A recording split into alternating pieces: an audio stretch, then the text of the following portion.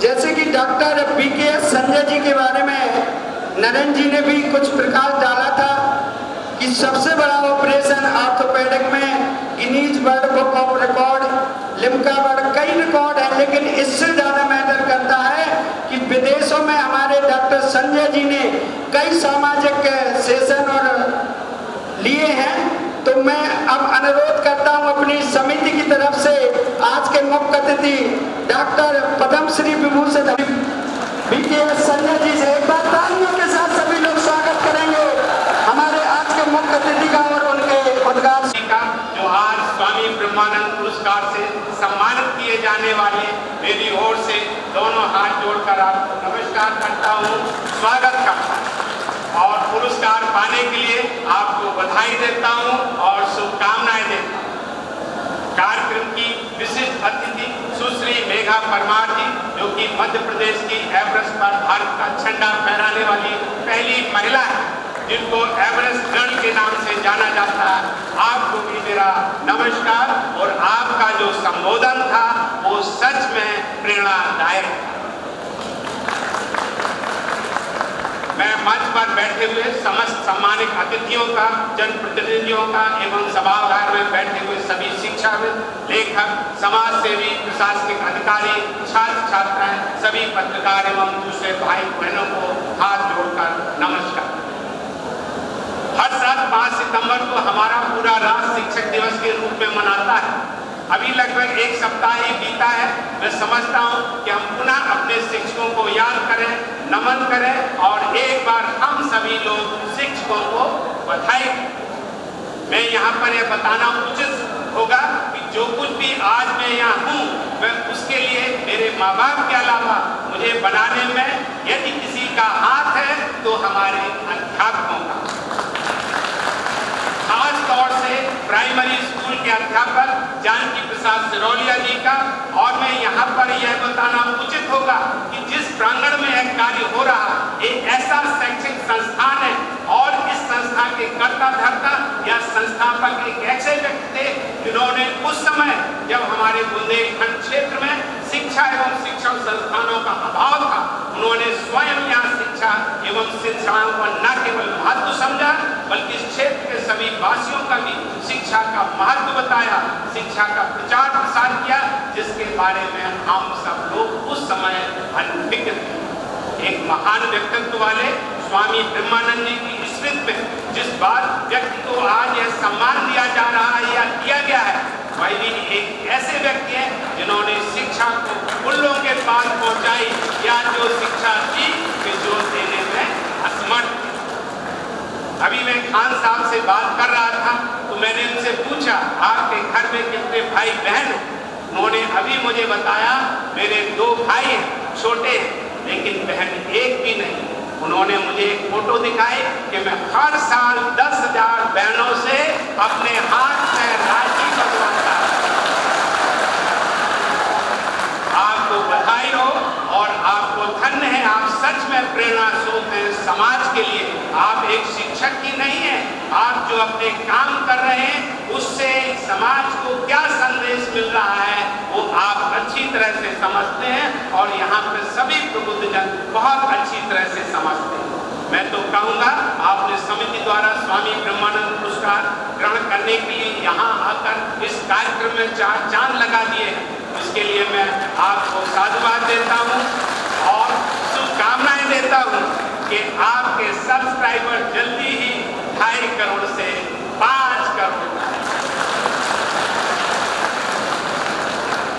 मेरा मानना है यदि मुझे शिक्षा नहीं मिली होती तो मेरे जैसे पृष्ठभूमि को देखते हुए मैं आज यहाँ मुख्य अतिथि के रूप में तो छोड़ो शायद कार्यक्रम का दर्शक भी ना होता, क्योंकि मैं भी इसी बुंदेलखंड की धरती में बहती हुई बेतवा के किनारे एक पिछड़े ग्रामीण परिवेश में पैदा हुआ। यह संयोग ही है कि स्वामी जी भी बेतवा के किनारे गांव में पैदा हुए और मैं हमारे गांव में एक अच्छी बात यह थी कि वह मेरे जन्म के पहले से एक प्राथमिक विद्यालय और मिडिल स्कूल था जहां पर मुझे शिक्षा लेने का अवसर मिला। मेरे माँ बाप अशिक्षित, लेकिन मैं समझता हूँ वह अशिक्षित होने के बावजूद भी बहुत बुद्धिमान थे। मुझे हर साल नई कक्षा शुरू होने के पहले नई कापी किताबें, कलम, पेंसिल, रबर पूरे साल के लिए खरीद कर रख देते थे। मैं सभी कापी किताबों पर खाकी पेपर चढ़ाता था और मैं समझता हूँ मैं ही एक ऐसा छात्र हूँगा जिनके पास नई किताबें होती है, जबकि हमारे माँ बाप अमीर नहीं। मैंने ऐसा यहाँ पर क्यों कहा, और शायद मैंने कहने में भी अपने निर्धारित समय में से कुछ समय बर्बाद भी किया, लेकिन मैं यह बताना उचित समझूंगा कि आज हमारे देश में बहुत से पढ़े लिखे माँ बाप और अभिभावक आज भी शिक्षा और शिक्षकों की कीमत को नहीं समझ पा रहे हैं। ये आपको इतनी बातें, और आपने बहुत बार तालियां बजा रहे हैं, इस बात पे नहीं पता बजानी चाहिए आप लोगों को। वो क्यों, उसके आगे सोचिए, शायद आपने इसलिए नहीं बजा पाए।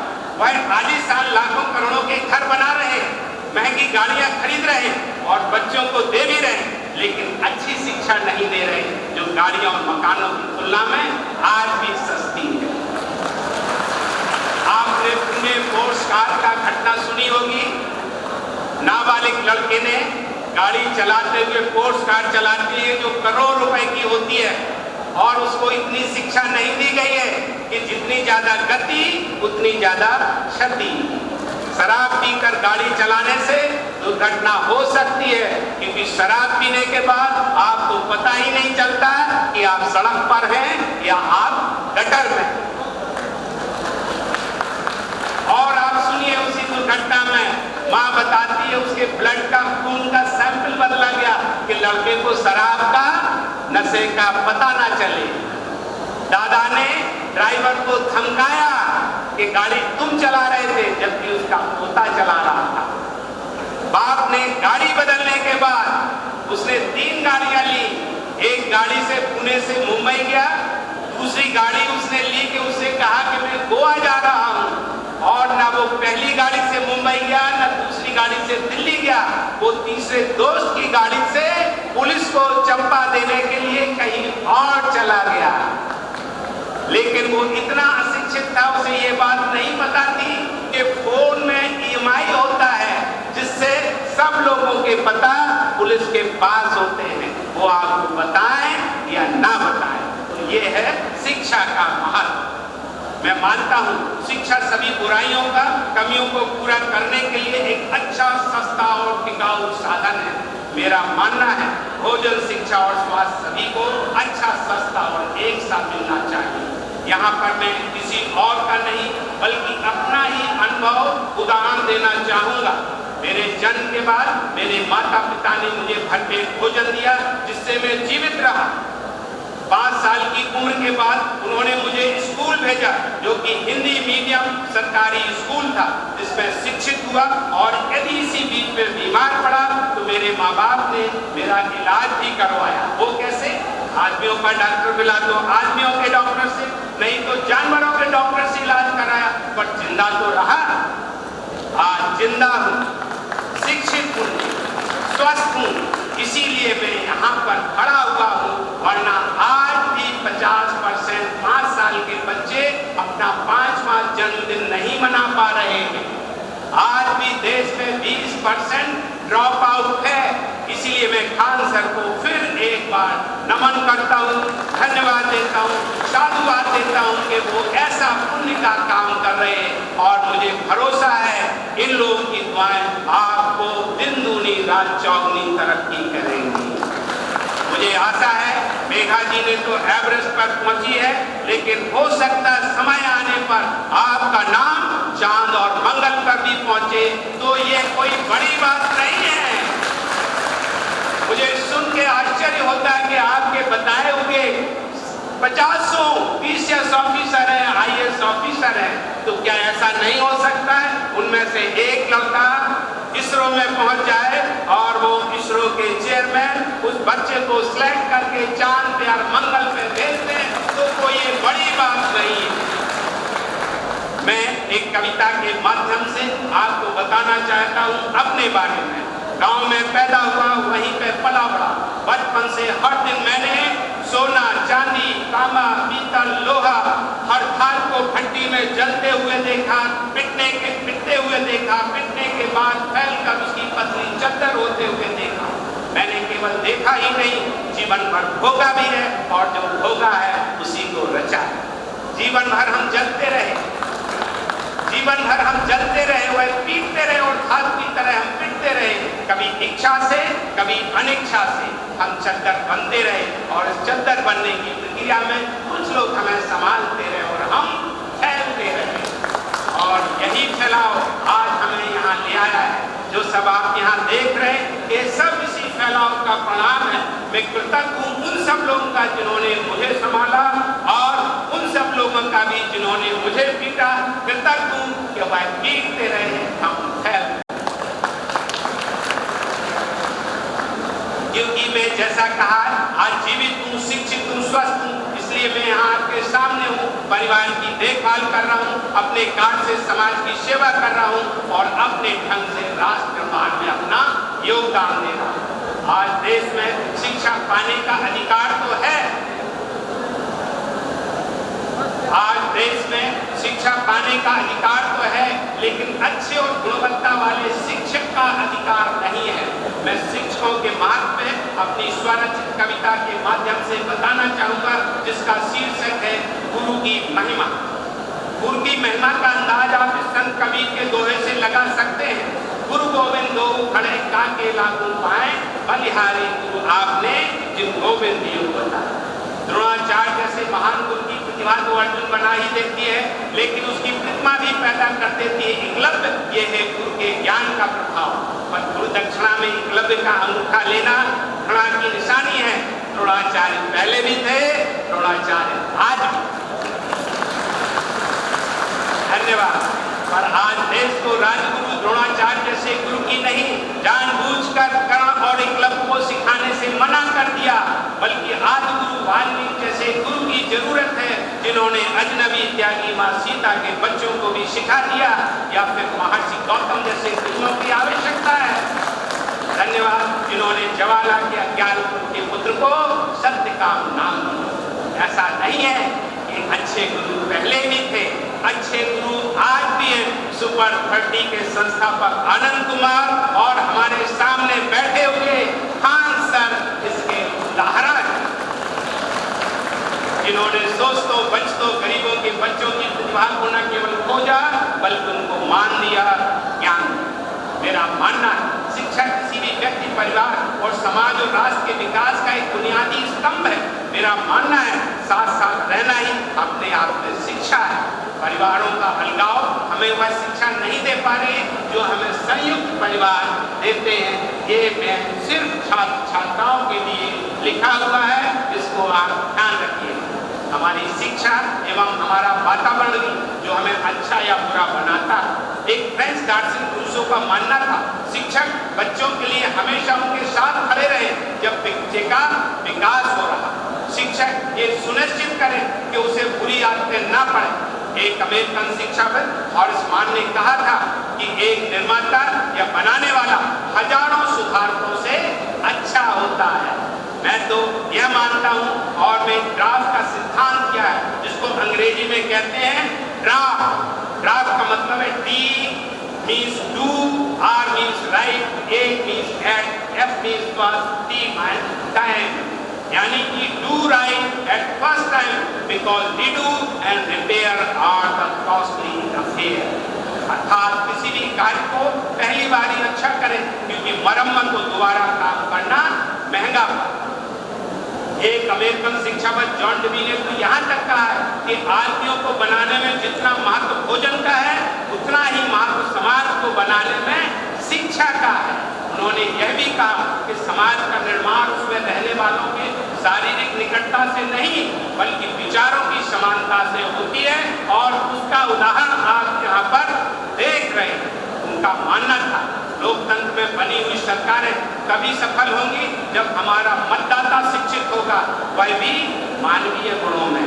यही कारण है कि जहाँ पर अच्छी शिक्षा नहीं मिल रही है, वहाँ पर लोकतंत्र स्थायी नहीं है। जैसा कि पड़ोसी देश में घटी हुई घटनाएं दर्शाती है, जो पिछले हफ्ते 10 दिन पहले हमारे पड़ोस में हुई है। शिक्षा का महत्व जितना हमारे संविधान के निर्माता भारत रत्न बाबा साहब अम्बेडकर ने जाना, उतना किसी ने नहीं। यही कारण है समलिखित संविधान अपने देश को दिया, जिसका आधार है स्वतंत्रता, न्याय, समता और बंधुता। उन्होंने संविधान के द्वारा यह सब अधिकार सभी वयस्कों को दिए। मेरी समझ से सभी वयस्कों को मताधिकार देना एक ऐसा अधिकार है, यदि यह अधिकार संविधान में नहीं दिया गया होता तो यहाँ पर बैठे हुए हम में से बहुत से लोग केवल मत के अधिकार के लिए तो लड़ते और समता न्याय को दूर की कौड़ी देते। मेरे अपने बारे में तो निश्चित ही कह सकता हूँ कि मेरी भौगोलिक, आर्थिक, सामाजिक पृष्ठभूमि को देखते हुए मैं वहाँ नहीं पहुँच पाता जहाँ मैं पहुँच गया हूँ, और शायद आप में से बहुत से लोग यही अनुभव करते होंगे। शिक्षा सशक्तिकरण का एक ऐसा माध्यम है जिससे दुनिया की हर चीज पाई सकती है, पद, प्रतिष्ठा, पैसा या प्यार। जो कि यहाँ पर बहुत छात्र छात्राएं महिलाएं हैं, अब मैं उनके लिए शिक्षा का कितना महत्व बताना चाहूँगा। मेरा मानना है हमारे देश में केवल दबंग पुरुषों की नहीं बल्कि दबंग महिलाओं की भी आवश्यकता है, जैसे हमारे परमार। दबंग को अंग्रेजी में क्या कहते हैं? डिक्शनरी में देखेंगे तो उसका मतलब होता है ही मैन ही नहीं, ही वुमेन की भी आवश्यकता, यानी कि ही से मतलब आप समझते हैं, H means healthy, E means educated. यानी केवल हेल्दी और एजुकेटेड पुरुषों की आवश्यकता नहीं है, बल्कि हेल्दी एजुकेटेड महिलाओं की भी आवश्यकता है, क्योंकि वो हमारे समाज का 50% हिस्सा है। यदि घर का एक आदमी कोई काम कर रहा है, उसी काम को करने में 4 दिन लगते हैं, और 2 आदमी काम करेंगे तो फिर 2 दिन ही लगेंगे। इस बात को आप अपने दिमाग में जरूर करा लीजिए। मेरा मानना है गांधी ने हमेशा अहिंसा आंदोलन चलाकर हमारे राष्ट्र को राजनीतिक स्वतंत्रता दी। अम्बेडकर एक ऐसे महापुरुष थे जिन्होंने न केवल हमें राजनीतिक बल्कि सामाजिक और आर्थिक स्वतंत्रता दी, वह भी अहिंसक विचारों के माध्यम से संविधान के द्वारा। वह ऐसा कैसे कर पाए? कभी आपने इस बात का आकलन किया? मेरा मानना है वह उन्होंने केवल शिक्षित होने के कारण किया, और उन्होंने शिक्षा में भी दुनिया की विश्व प्रसिद्ध अमेरिका की कोलंबिया विश्वविद्यालय और ब्रिटेन के लंदन स्कूल इकोनॉमिक्स से प्राप्त की, वह भी 22 साल की उम्र में, जिस उम्र में आप लोग यहाँ पर बैठे हुए। मैं यहाँ पर एक बात और बताना चाहूँगा कि परिवर्तन सार्वभौमिक सत्य है। यदि हम किसी में परिवर्तन लाना चाहते हैं तो हमें उसके विचारों को बदलना होगा, क्योंकि विचार ही किसी का कार्य का प्रथम स्रोत है। हमारे शास्त्रों में भी लिखा गया है, विचारम परम ज्ञानम, ज्ञानम परम बलम, जिसका सारांश है ज्ञान सबसे शक्तिशाली। केवल ज्ञान के माध्यम से ही आदमी दूसरी बार जन्म लेता है और दूसरा व्यक्ति बनता है। हमारी मनुस्मृति में लिखा है, जन्म जनो जायते शूद्रा संस्कारात् उच्यते, जिसका मतलब है हर कोई शूद्र के रूप में जन्म लेता है, लेकिन शुद्धि, संवर्धन और शिक्षा के माध्यम से एक बुद्धि बन सकता है। और हमारे आज के कार्यक्रम के प्रेरणा स्रोत स्वामी ब्रह्मानंद जी इस बात का साबित करते हैं।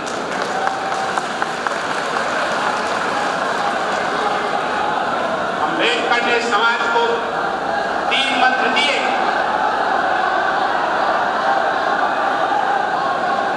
अम्बेडकर ने समाज को 3 मंत्र दिए, शिक्षित बनो, संस्कृत रहो, संघर्ष करो। मैं तो मानता हूँ यदि किसी ने अम्बेडकर का पहला मंत्र शिक्षित बनो मान लिया होता तो उसके बाद संस्कृत रहो और संघर्ष करने की आवश्यकता नहीं पड़ती, क्योंकि मैं मानता हूँ शिक्षा सभी समस्याओं की कुंजी। किसी भी व्यक्ति या समाज में बदलाव लाने के बाद मैं फिर कहूँगा, शिक्षा एक सटीक एवं सस्ता माध्यम। स्वामी ब्रह्मानंद जी ने उस समय बुंदेलखंड क्षेत्र में शिक्षा की अलग जगह, जब यहाँ के लोग शिक्षा का महत्व नहीं समझते थे। स्वामी जी द्वारा शिक्षा प्रसार के लिए बहुत बड़ा मिशन चलाया गया। इन शिक्षण संस्थानों के लिए स्वामी ब्रह्मानंद जी ने पूरे क्षेत्र में गाँव-गाँव जाकर जमीन, अनाज इकट्ठा किया। घर घर यह जागरूकता अभियान चलाया कि आपके बच्चे शिक्षित होंगे तभी गरीबी दूर होगी। यह अभियान जन आंदोलन में बदल गया। हमीरपुर जिले में हर परिवार में प्रचलन हो गया कि प्रतिदिन सुबह घर में आटा पीसने पर 1 मुट्ठी अनाज मट्टी में डालना है। ब्रह्मानंद विद्यालय में दान करना, यह जन आंदोलन इतना कारगर हुआ कि संस्थान को 1500 करोड़ जमीन दान में दी, जिसको मैं आज खुद देख चुका हूँ। हमीरपुर, महोबा, जालौन जिला के अधिकतर गांव में महाविद्यालय की जमीन है। क्षेत्र में स्वामी जी के सपनों को साकार करने की ऐसी दीवानगी थी कि जमीनें झगड़े की जड़ बनती थी। उन्हें दोनों पक्ष सहमत से महाविद्यालय को दान कर देते थे। राठ शहर में ऐसे 200 एकड़ भूमि विशाल इमारत खड़ी यह शैक्षिक क्रांति लाता है। धन्यवाद। स्वामी ब्रह्मानंद जी एक राजनेता ही नहीं बल्कि राजनीति के माध्यम से बड़े समाज सुधारक थे। उनके समाज सुधार के उदाहरण जग जाहिर। मृतक को शराब सेवन, शादियों ब्याह में वेश्या नृत्य का बहिष्कार करना, बुंदेलखंड में सब चीजों पर पैसा खर्च करना धनवान होने का गुण माना जाता था। उन्होंने बुराइयों को त्यागने और समाज को जोड़ने के लिए शिक्षा के प्रचार प्रसार के माध्यम से जो काम किया वह केवल सराहनीय नहीं बल्कि अतुलनीय है। यही कारण है कि उनके उत्कृष्ट कार्यों के समय प्रधानमंत्री इंदिरा गांधी जी ने सराहा और आज के प्रधानमंत्री नरेंद्र मोदी ने भी उनके कार्यों को याद किया और उनको श्रद्धांजलि दी। यह सब साबित करता है कि वह न केवल बुंदेलखंड के खगवा सन्यासी थे बल्कि पूरे देश के महान स्वतंत्रता सेनानी, राजनेता, समाज सुधारक थे। मैं आज भी इस कार्यक्रम के दौरान अपनी वाणी के माध्यम से स्वामी जी को श्रद्धांजलि अर्पित करता हूं और अपने आप को गौरवान्वित महसूस करता हूं कि आज का कार्यक्रम और प्रांगण इस प्रांगण के संस्थापक इसका उदाहरण। मैं तो कहूँगा हमारे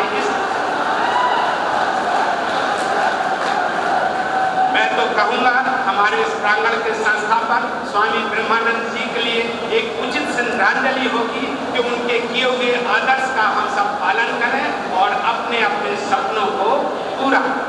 मेरे पास कहने को तो बहुत कुछ है क्योंकि मैं अब तक 200 से ज़्यादा जनजागरूकता व्याख्यान देश के विभिन्न शिक्षण संस्थानों में जो कि नेशनल इंस्टीट्यूट ऑफ इमिनेंस है, जैसे AIIMS, IIT, university, medical college, Gujarat medical college, कल मैं छतरपुर यूनिवर्सिटी में था, वहाँ पे मैं देख चुका हूँ। रोड सेफ्टी के ऊपर मैं काम करता रहता हूँ।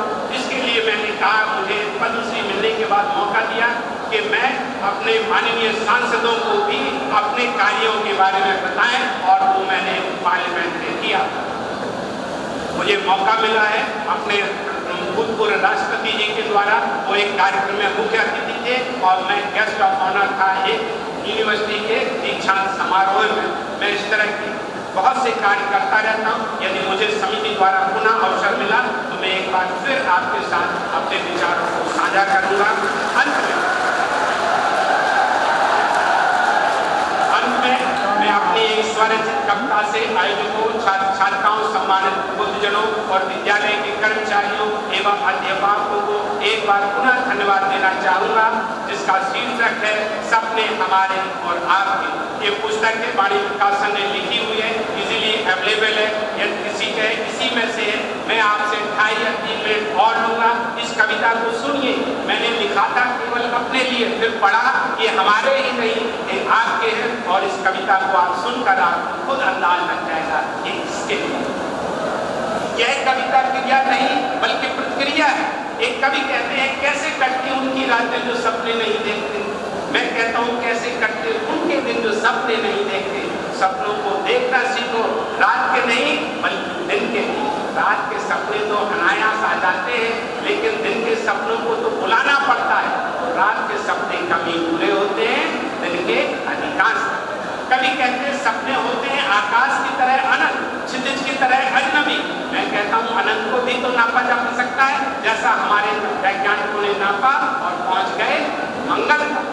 अजनबी को भी तो बनाया जा सकता है, जैसा हमारे पूर्वजों ने बनाया।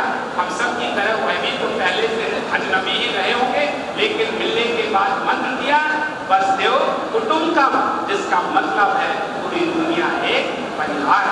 कहते हैं वे अपने सपने बेच दो, उनकी तरह मैं भी परेशान हूँ, क्या खरीदूंगा अपने सपने बेचकर। सपने ही तो सच्चे होते, अपने होते। यदि सपने ही बेच दिए तो बचेगा क्या? यदि सपने ही बेच दिए तो बचेगा क्या जीवन में? सपने ही तो आधार है हमारे आपके जीवन के। इन सपनों की नींव पर तो आज इमारत खड़ी है हमारे और आपकी। जैसे जैसे सपने बढ़ते हैं वैसे वैसे जीवन, जैसे जैसे जैसे सपने बढ़ते हैं वैसे वैसे जीवन बढ़ता है। मैं तो कहूँगा सपनों को बुनो, पालो, पोसो, बढ़ाओ अपनी पूरी लगन और मेहनत से। सपने ही तो भविष्य हमारा। हाँ, अपने सपनों को पूरा करने के लिए दूसरों का सहयोग लो और दूसरों के सपनों को पूरा करने के लिए अपना सहयोग दो, क्योंकि जीवन का आधार ही है सहयोग। क्योंकि जीवन का आधार ही है सहयोग। सहयोग के बिना हम सब की उत्पत्ति नहीं हुई होती।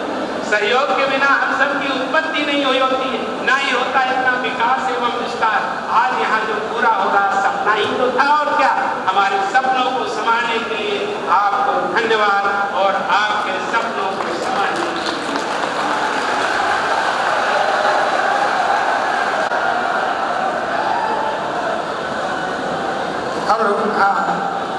बहुत बहुत धन्यवाद। मैं समिति सदस्यों से अनुरोध करूंगा कि मुख्य अतिथि जी को आसन पर ग्रहण करवाएं।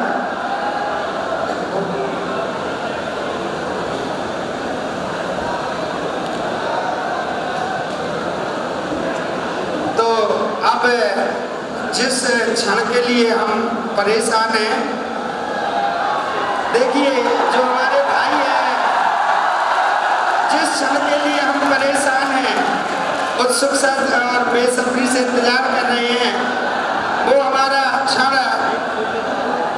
अब करीब आ रहा है। उससे पहले मैं आप लोगों को बता दूं, सभी मेहमानों को बता दें, साथ रहिए भैया, ध्यान से सुन लीजिए, बहुत विशेष सूचना है ये, सभी लोग ध्यान दें।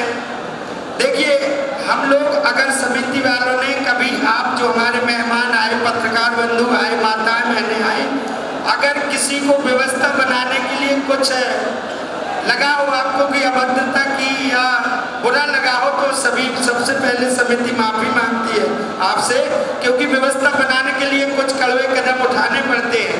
ठीक है, अब जिस चीज का हम इंतजार कर रहे हैं, जैसे उनका जब उद्बोधन होगा तो सभी लोग अपनी जगह बैठे रहेंगे, कोई अपनी जगह से हिलेगा नहीं।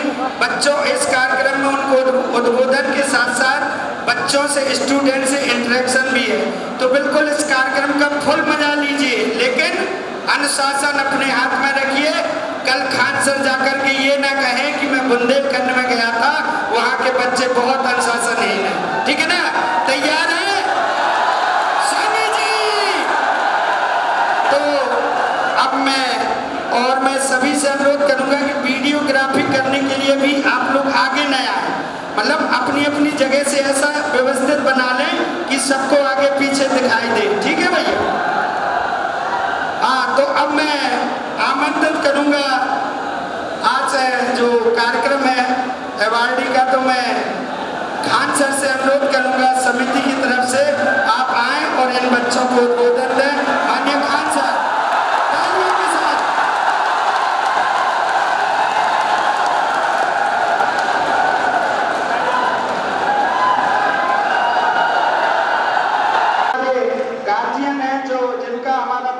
मिलता है, श्री जगदीश जी का स्टैचू देकर उनका स्वागत करेंगे।